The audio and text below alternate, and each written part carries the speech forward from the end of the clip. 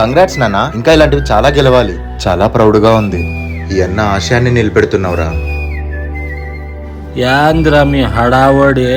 నాన్న చెల్లి state first వచ్చింది నాన్న స్కేటింగ్ లో. అదేమొస్తే నాకేం రా, తాగడానికి డబ్బులు. నువ్వు అసలు తండ్రేనా? పాప స్టేట్ ఫస్ట్ వచ్చింది.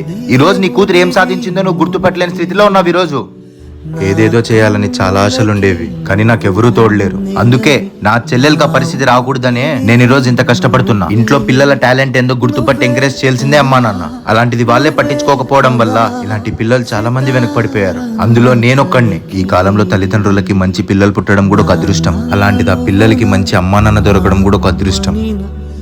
అలాంటిది నీ కూతురు ఇలా ఉన్నందుకు నువ్వు గర్వపడాలి. తప్పైపోయింది, నన్ను క్షమించరా. ఇదిగో ఇది నా మాట.